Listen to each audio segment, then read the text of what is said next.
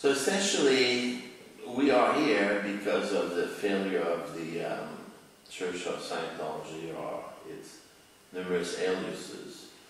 So I'm not going to talk about what has happened to them because that's probably pretty much known, and it's just a long story, which essentially where the church has gone wrong. Essentially, it's in its whole philosophy, I think, toward the subject of auditing and how the technology should be applied.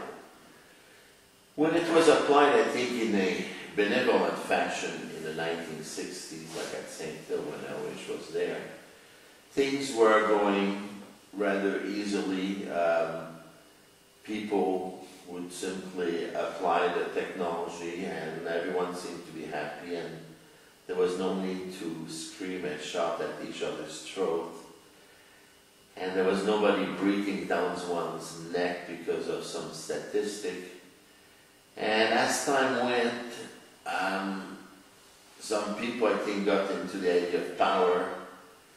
And then the application of the technology has become essentially the tool to be used to control by some people. If I look the recent development by RTC, like the current golden age of tech knowledge and all those things, and I've talked to many people who have done the recent training the last 10, 15 years within the church. Essentially, the philosophy is everything is on the structure, the precise application of details about how to audit without understanding any of it. While the earlier approach was to understand the basics and then add the technique to it. Because the important thing with auditing or any subject is the basic thing that underlies it. So I was explaining the basic philosophy difference between what we're doing and what the church is doing. It seems that church has become completely focused on the technique and the so-called perfect application. And it's actually the most imperfect application because it's like trying to build the most fantastic building on quicksand. I mean, that's about how silly it is. It's simply not going to work because they somehow think that an auditor is like a musician without a soul, that they're going to do the most perfect job. Well, maybe you can, like a robot, rattle everything in sequence, but then, the musician would not communicate if he does that, and an auditor would have the person not in session. Because I've prepared many people that have been audited in the church in the last 10 years. There must be about 20 people now. And there's one way of describing the TRs and the presence of auditors that when they're apparently being taught that flag, which ought to be the top place on the planet. There's one expression I never heard before. I've heard lousy TRs, robotic TRs, out of session, uncomfortable, stuffed, talking to the floor. But I never heard inhuman as a description to an auditor. So the auditor sounds inhuman. The perfect psychiatric concept of the 21st century. I remember reading, there was a story, I think it was Arthur C. Clarke, it was, I think, called 2045, a visit at the psychiatrist. And it starts that way. You look fine today. Nothing but an evaluation, to start. And it just goes on ramble, and then turns out that perfect psychiatrist of the 21st century is a robot, a computer. And of course it does rattle every cure perfectly, and of course has an understanding of zero. And of course duplication the same. So basically they teach auditors to do so-called perfect techniques, but not have the basic. The basic is simply, it's so simple. It's to be there and communicate and to be able to control the session and to direct it and to be spontaneous. The best auditor would be a spontaneous auditor, and actually you could almost say if the guy really knew what he was doing, he would be completely unprepared. That doesn't mean the auditor should not study the PC, but if you're completely unprepared, you would be spontaneous. And if you really know what you're doing, you would be able to get anything done, anything sorted out with the PC. So spontaneity comes from being natural TRs, and natural comes cycle. And in the 1950s, this is what was being pushed on people. This is what they learned. This is why at FLAG, I've observed many people doing internships. And one thing I would always find interesting is the people who would complete the fastest a FLAG internship. And FLAG internship have been known as being the top of the top, where you really learn in the best way, supervised by the best people, the best way, the trade of auditing. The people who complete the internship fastest will be relatively untrained people that were old-timers. They would finish fastest of anyone, followed by well-experienced and seasoned auditors. And the reason is because their TRs and presence were completely natural. And once they had that, no matter what happened in session, they could always fix it. Because if you're there, it's like if you're there with a friend, anything that happens, you know, you can handle. If it's your best friend, then that's the way it should be in an auditing session. So nothing can go wrong. But instead, someone who does not understand auditing, because the person in charge of the church, contrary to his predecessor, which was LRH, does not understand what auditing is about, because LRH was always known as the best auditor around. From the 1950s, it was known he could achieve results where many others couldn't. Why? Because his presence, his TRs were so much in. And of course, he knew the techniques. And of course, he was the most trained in the technology because he had supervised all these courses and seen all auditors supervising, and then of course developed the technology. So he was the most competent auditors in CS and administrator, because he's been running that organization for ages. So therefore he was the most successful. And now you have a person replacing him who has never audited people except a few hours on a course. And he's got his own little ideas about auditing. I was talking to one of his roommates, actually, apparently. I happened to audit someone who actually was a roommate of the current leader of the church for a little while. And he told me this guy had very strange ideas about auditing and PCs. He felt there was something wrong with PCs, you know, because their FNs are not right. So there's something wrong with them, you know. You should. And it's the same attitude I found on the worst auditors, is they always feel there's something basically wrong with the PCs. So it's not wrong in the way of they have Ks, let's fix it because everyone's got K, but it's like there's something fundamentally wrong with that person, let's change his attitude because he doesn't fit the mold of what the PC ought to look like. A PC look what he looks like. So some people in session behave one way, some behave another way, everyone behaves a little bit different. That's the way they are. But this guy feels they should all behave the same.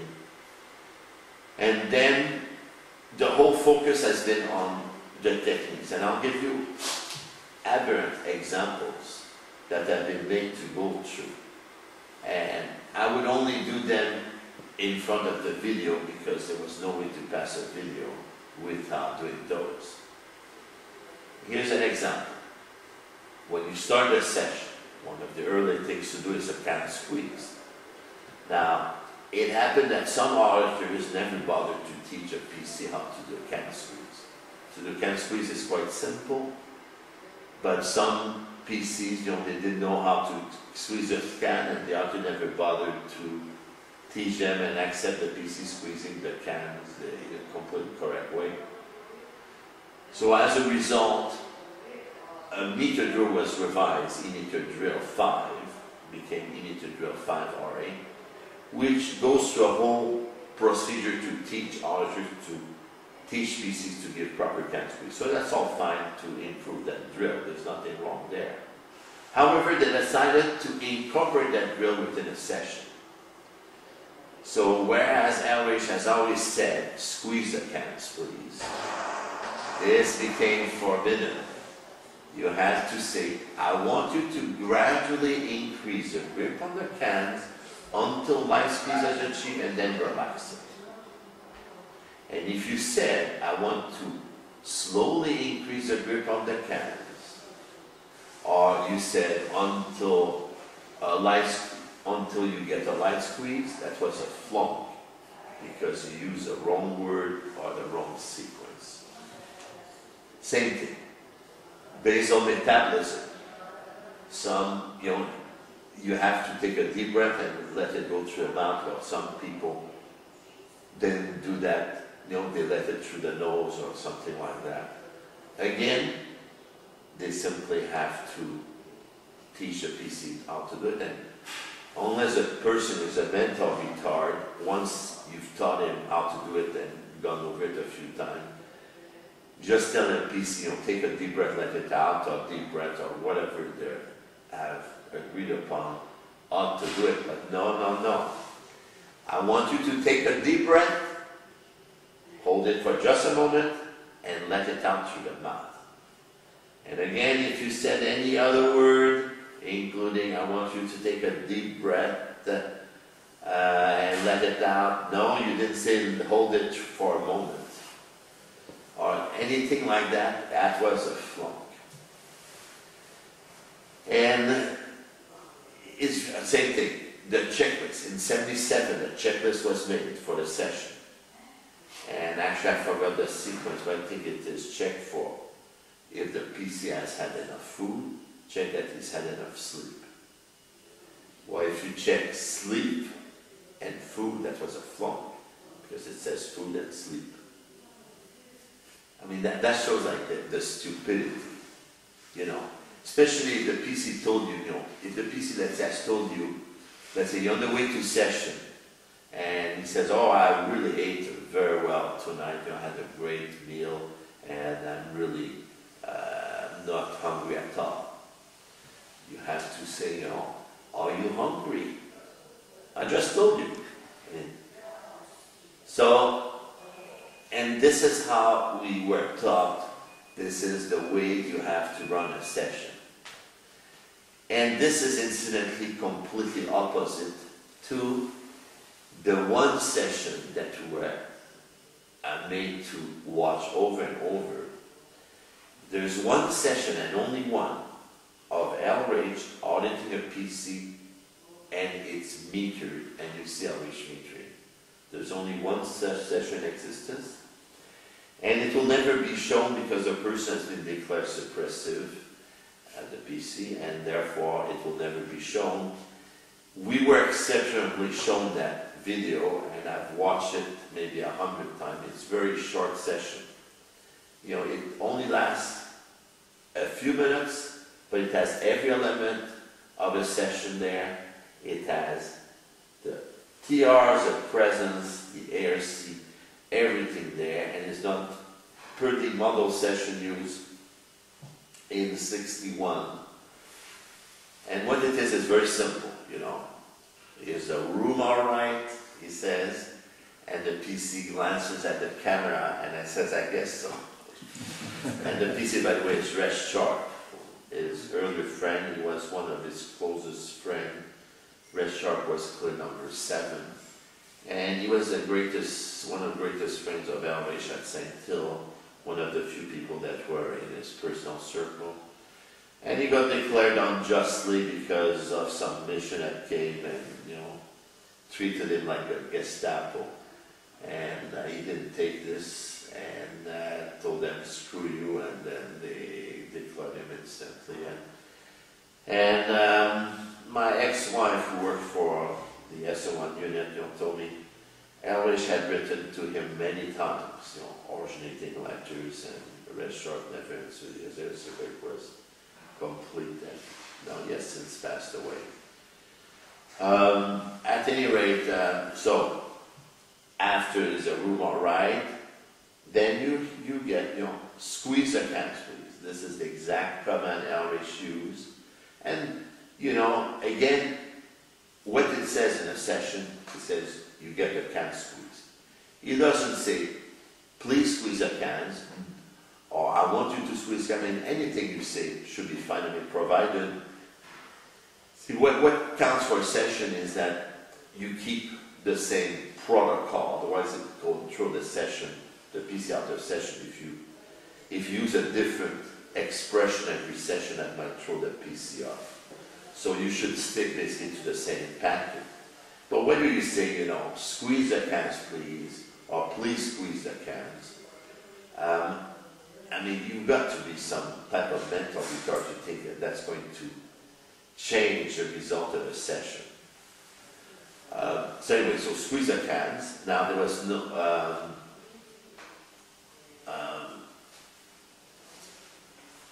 the metabolism was actually not done. That's right, there was no metabolism done.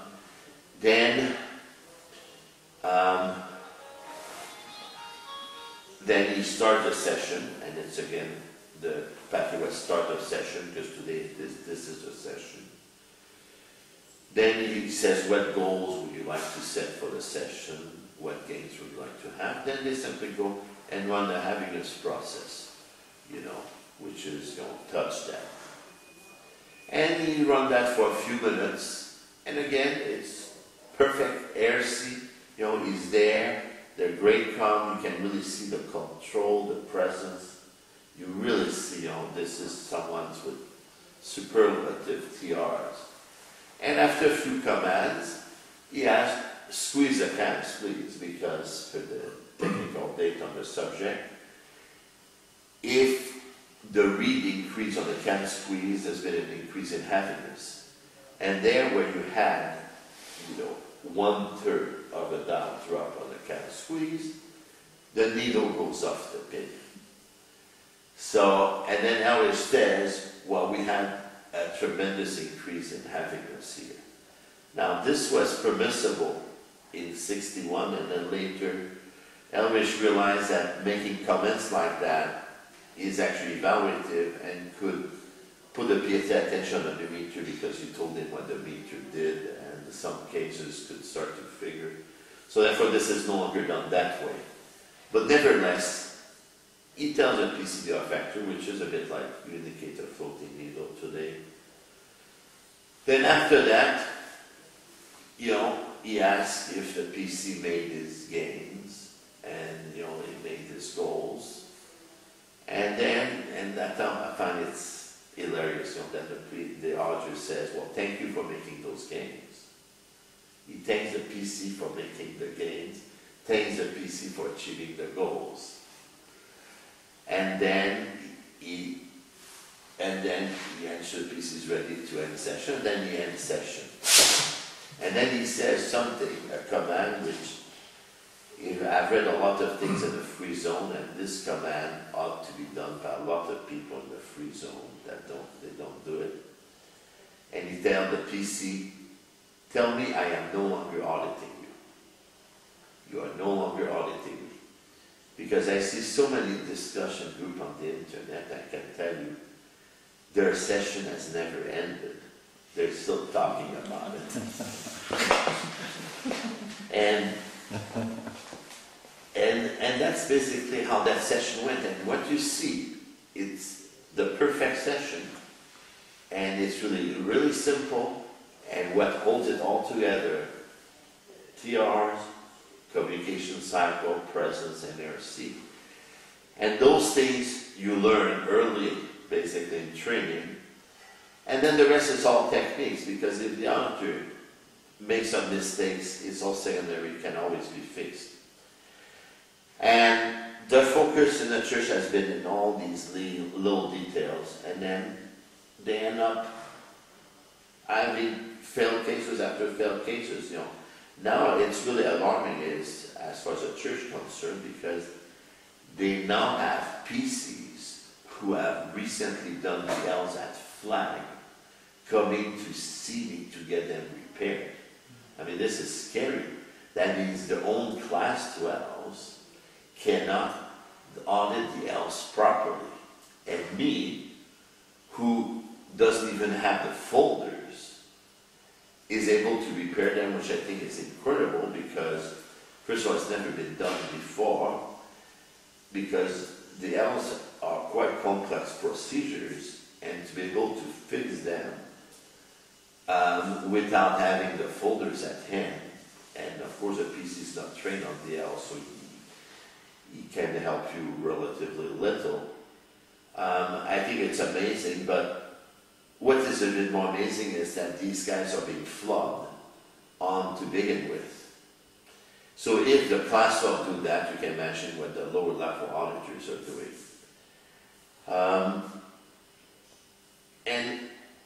And it's all put an accent on the technique, and then they have this strange idea, this mythical version of LH, because what has been changed in the technology, it's not, the books are mildly changed, but there is not really that much change in the books. It's mostly the lectures have been edited to sanitize them and make them politically correct. So any positive mention about any helpers have been removed. So now they have this mythical view that LH was not held by anybody, that it was a bolt from the blue, that he suddenly teleported himself from some universe into Earth and now gets it all done, just like Jesus Christ on the cross, a miracle. And it's a false representation. I mean, if Scientology is supposed to study of truth and knowledge, incidentally, I read the very first definition LH gave of Scientology. I made some extensive research and looked at the first place the word Scientology was ever used by LH. And it is in a lecture from 1952, from June 1952, called Dianetics, the Modern Miracle. And he comes with a new coined word that he described as Scientology. And he says it is the study of truth, not just knowledge, study of truth. And he says, it also interestingly, it is the parent science out of which Dianetics came. In other words, Scientology was conceived of by LH first, and Dianetics second. Because most people in the free zone understand it the other way, and most people in the church also. Of course, Dianetics came in 1950, and the word Scientology was coined in 52, so you can say, of course, Dianetics came first. But as far as the first concept of Scientology came in 1938 to LH. And it came through that, the book Excalibur, and for some reason Robertson took Excalibur to describe one of his levels, perhaps based on the sword Excalibur.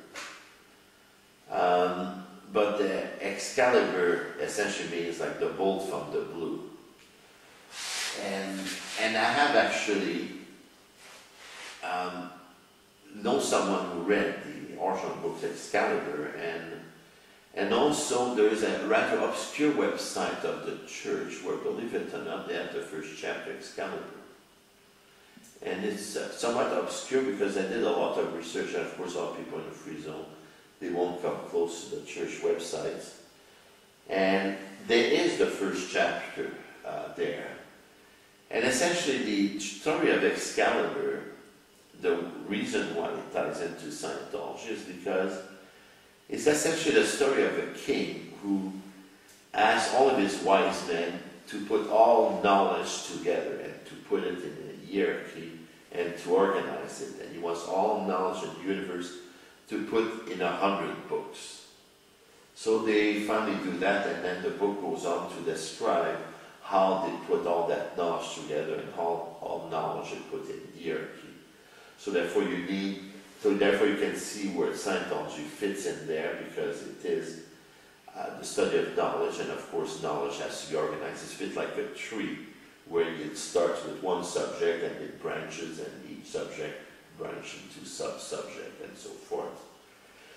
And then finally, he tells those people, after they've published 100 books, which is very pleased with, to summarize all of it into a single book. So then they work and then they present him for the book. Then he has to summarize the whole book in a single sentence. And they somehow work it out, and they've got a single sentence. And then finally, put everything in a single word. And the word was survive. And that's where one can see it.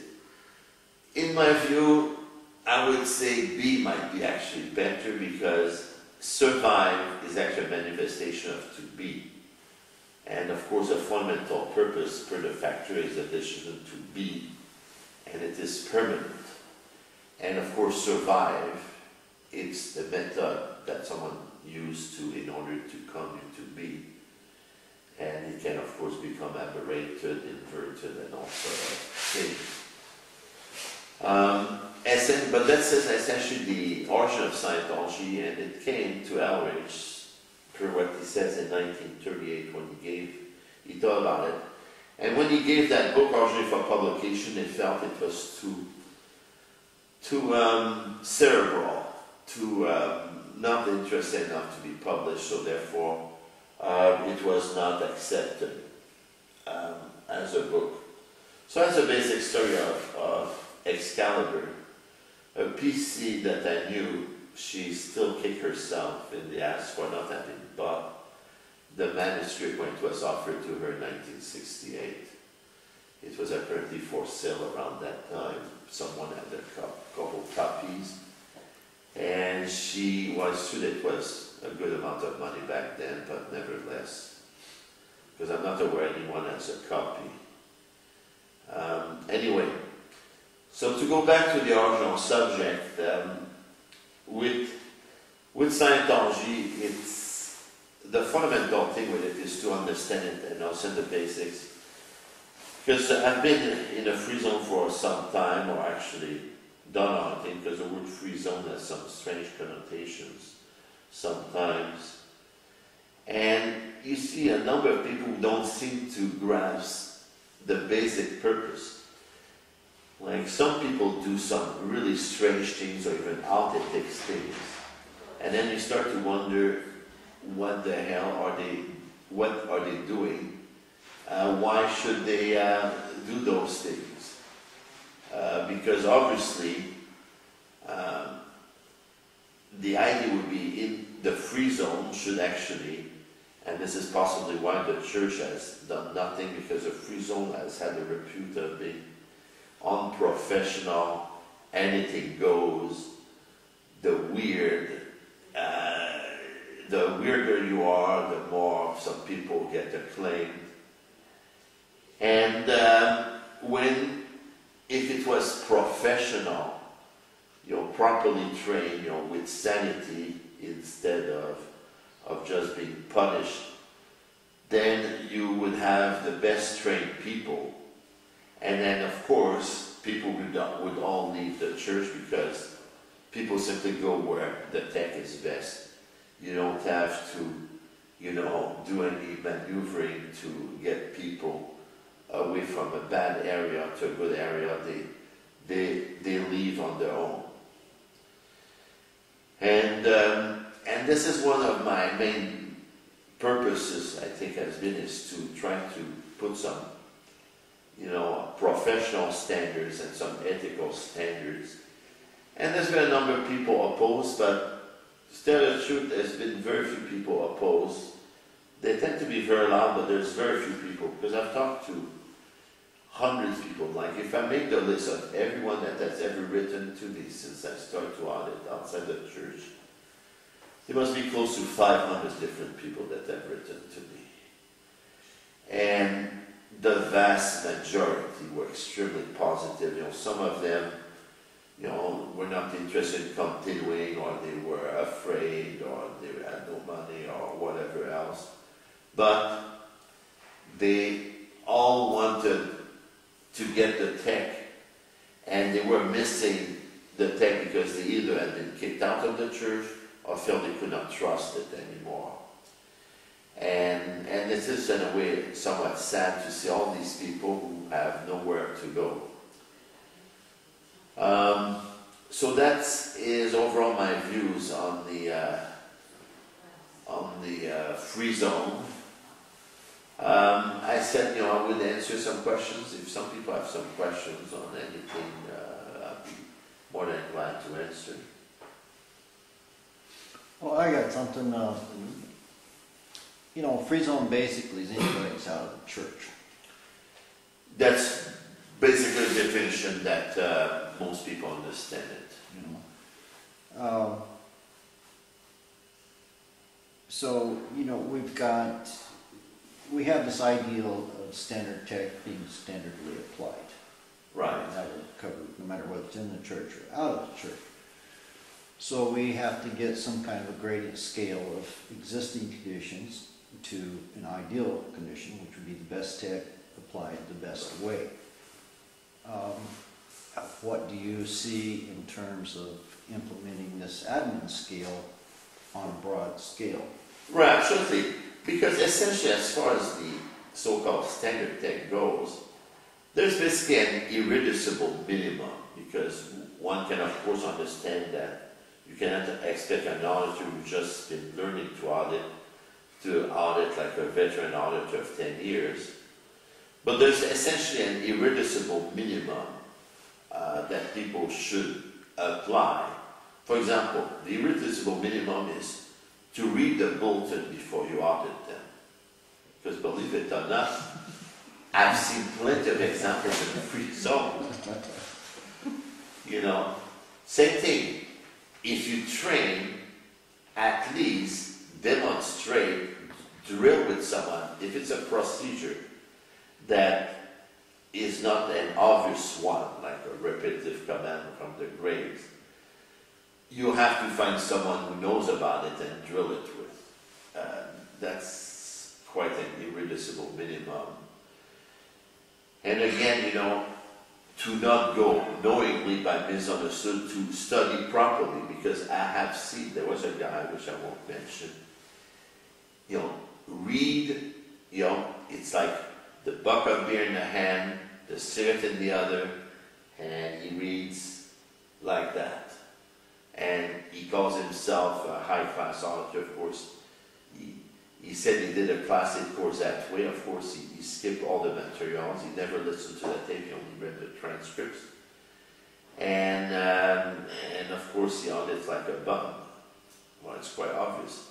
So I would say that's inexorable standard. I mean, I'm not saying you need to have necessarily a course room if you live in a small city and there's no one there. It's understandable that you can study on your own, but at least, you know, sit down and focus on the materials, read it seriously, you know, use a demo kit or use the basic barriers of studying, you know, pick up a dictionary if you don't understand a word.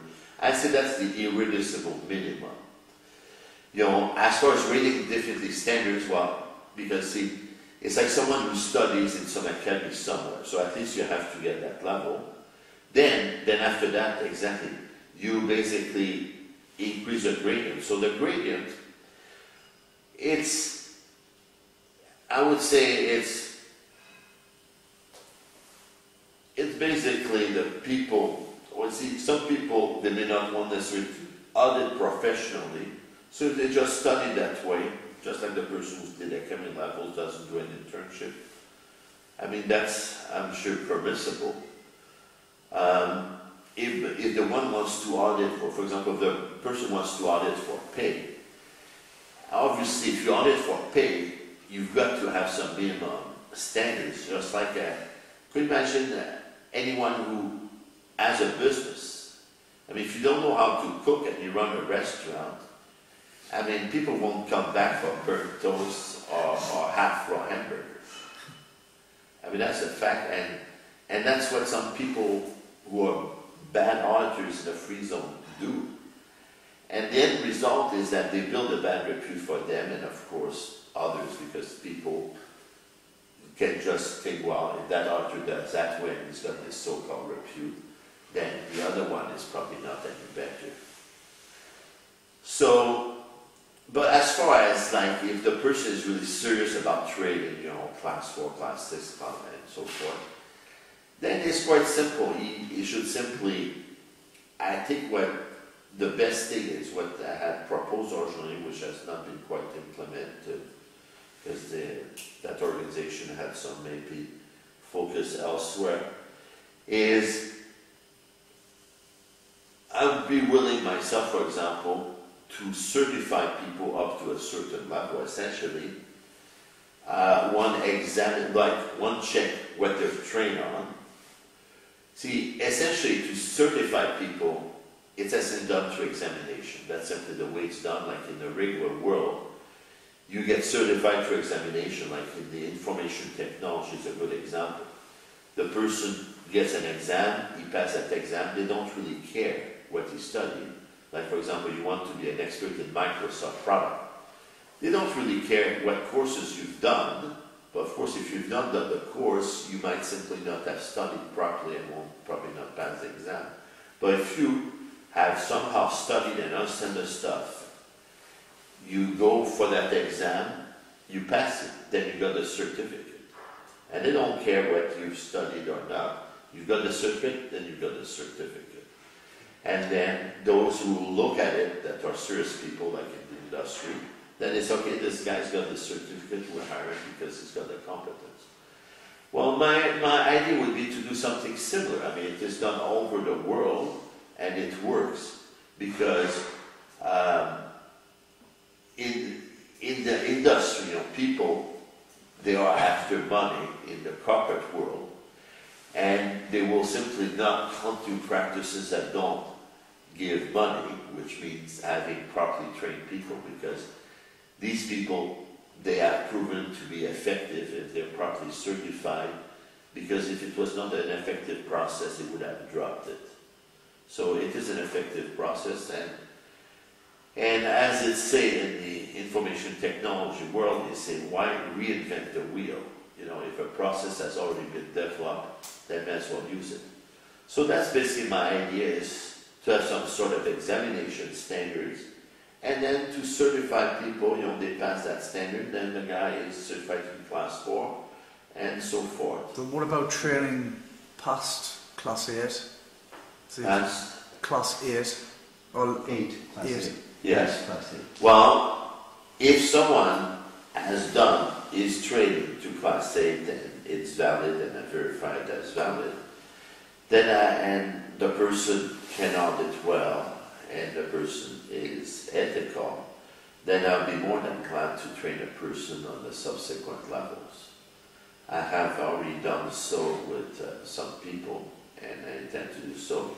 I have declined to do it on those that either do not meet the technical standards or the ethical standards, because I have met people, and then some people have gotten even mad at me for declining that, but I will not be blackmailed by anybody. These materials, the health materials, can definitely deteriorate seriously a case if applied wrongly. They actually can be used to enslave others. So I'm not about to release them to anyone, because I remember some time ago there was someone, which I won't mention, he just writes me, first of all, the way he writes me, says, before you're gone, who says I'm going? And the implication is I'm about to drop the body. And let me tell you, watch my words, I'll bury him. I'll watch him pass away of his natural death. And probably send flowers for his funerals.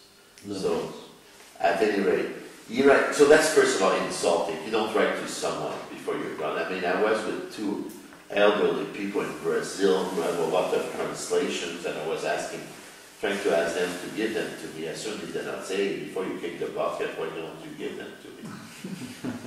I mean, and they're 85, you know. I mean, I might have been more justified to say to them.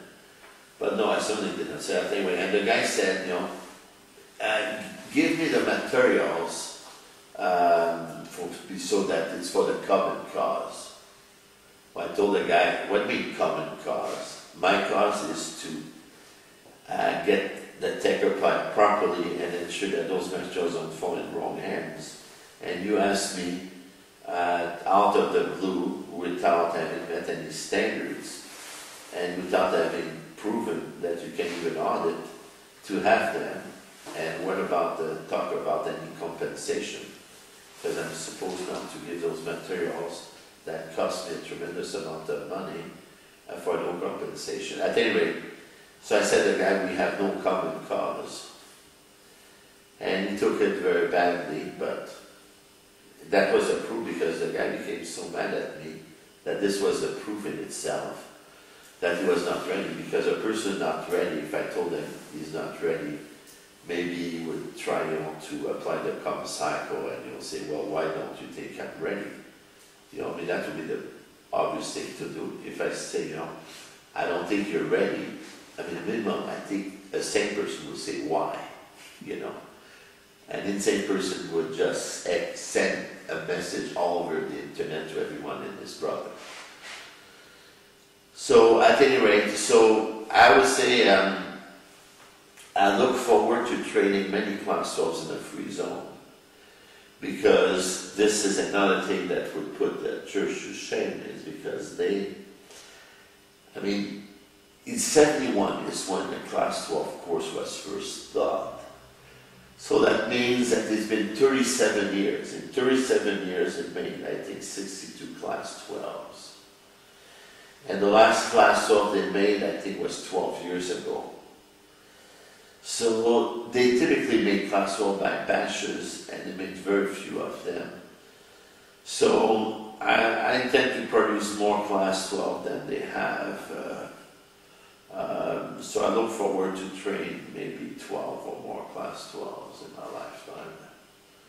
So definitely I welcome people. But again, I will not be reasonable with standards, meaning people have to be ready both technically and ethically. Can I just share a win I had recently? While you were talking, I became aware of my phone. I thought, if it rings, I made a decision what I'm going to do. And the instant after, it went off. I didn't Well, I would say that's an example of a positive, and people in this society are taught to discount that ability. See, per the axioms, a being can decide and posit anything.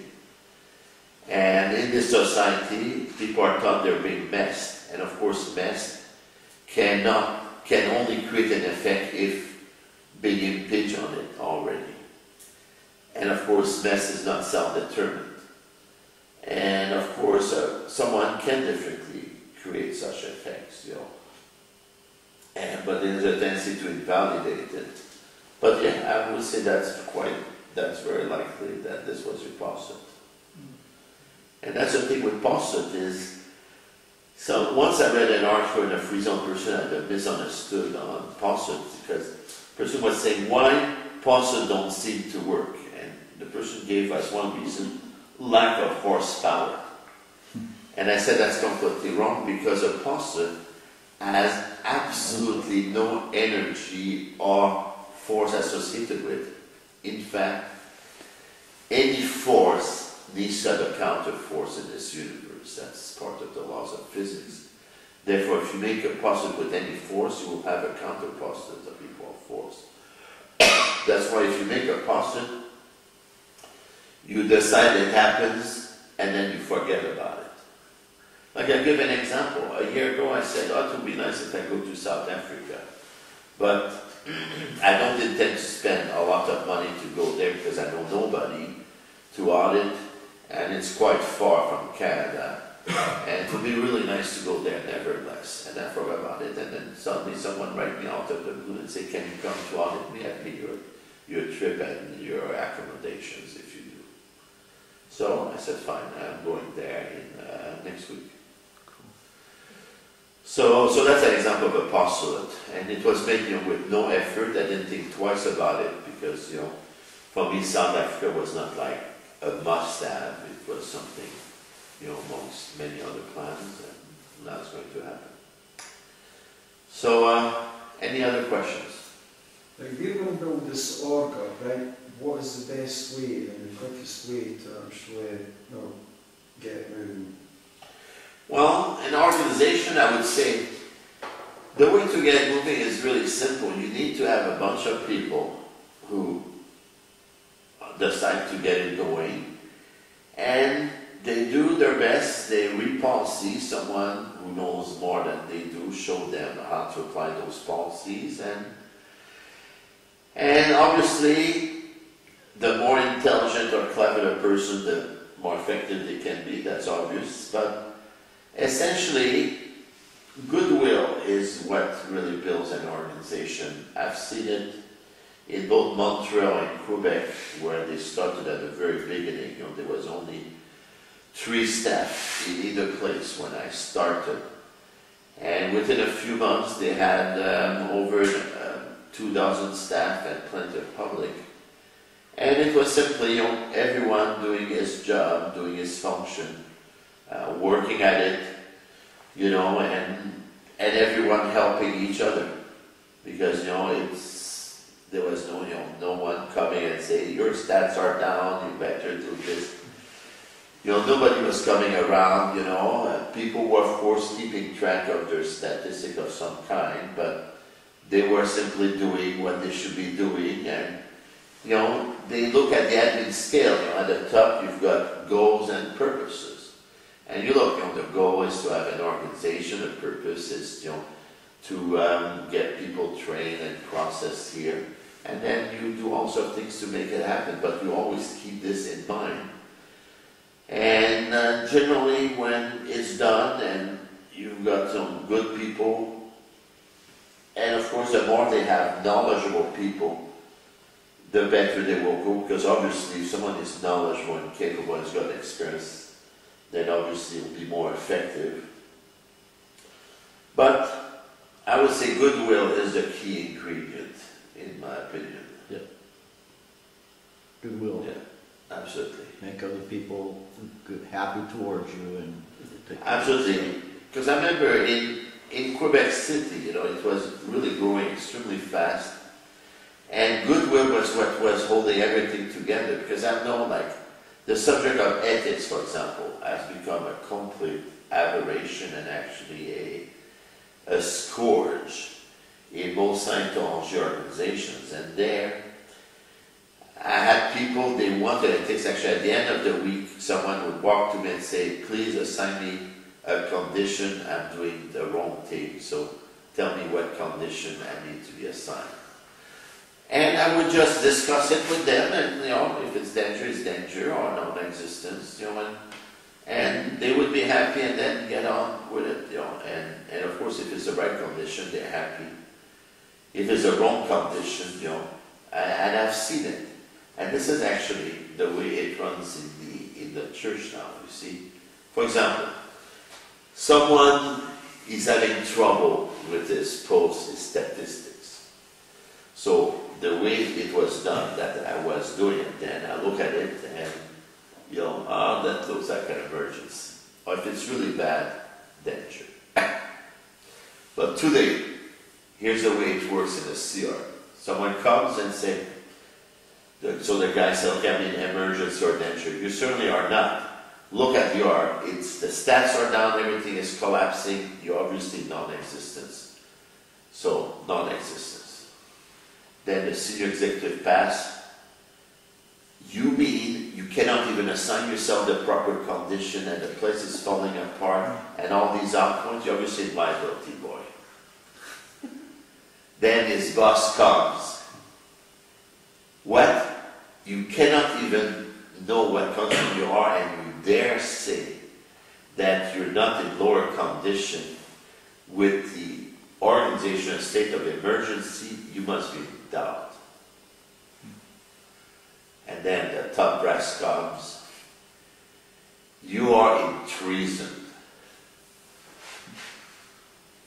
And of then, course, every condition that's assigned wrong, you That's take the right. one under the one that you Exactly. actually- Yeah, but probably at that point the person is in confusion anyway. So That's right. And then the big boss of them all, and then the big boss of them all passes and says, you're beyond condition, you're expelled. Or, yeah. And of course, you have no statistics, no production. Which is actually what the suppressive wants. The suppressive wants the total status quo, nothing. And of course, the safest environment for an SP is total silence and inactivity, because that's the least threatening of an environment. And that's what the suppressive wants. Well,